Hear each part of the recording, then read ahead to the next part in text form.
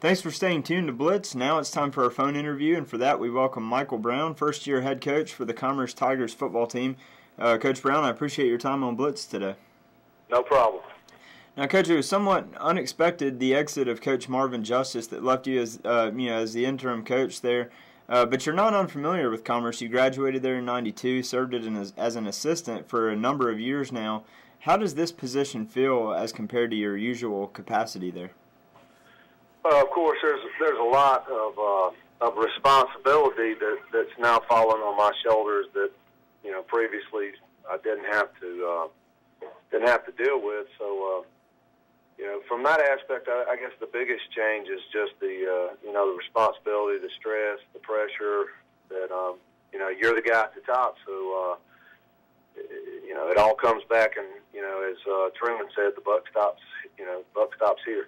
Yeah, and you mentioned the pressure, and that's got to be pretty immense. Being in a program as storied as Commerce High School is, do you feel that pressure to keep the streak alive? I know it's been 16 years in a row making the playoffs.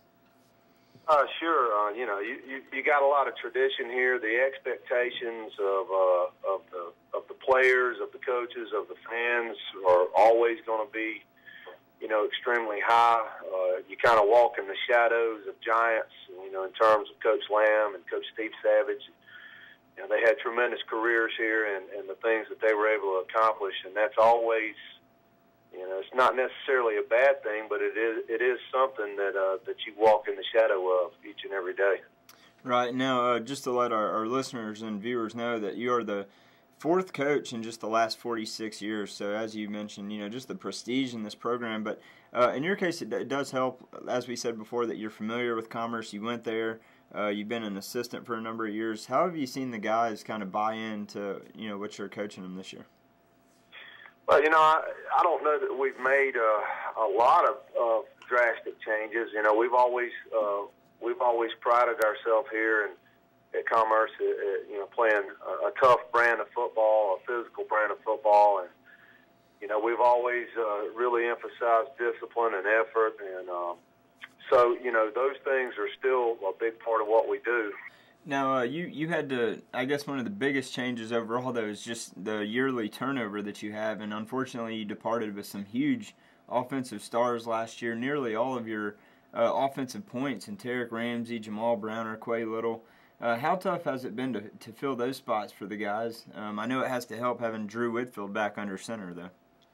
It does, and we've got some guys that we feel like are gonna produce for us, and they're in that stage of the process right now where they're learning, and we're learning what can they do and what can't they do. So it's this way every year. You start off, you have an idea of what you think you have, and early on in the year, you find out what you can do, and you find out what you can't do, and you kind of find out what your offense is and what you build your offense around. So we're, in a lot of ways, we're right where we need to be and right where we always are at this point.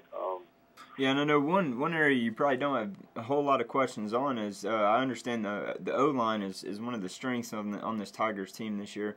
Talk about how pivotal they are to this team's success, and likewise, where do you feel the biggest area that needs to be improved in Commerce football?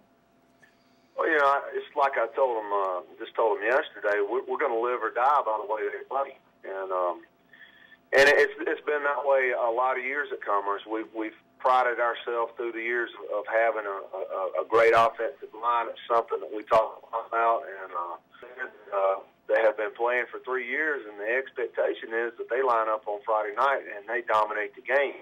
But again, we're going to live or die by the way they play, and so. The biggest thing for us right now is we've got the fumble bug. We had 8 fumbles Friday night, and it just absolutely killed us. And we've got to correct that. We got to get our backs running a little bit tougher. We got to get more consistent on the things we're doing.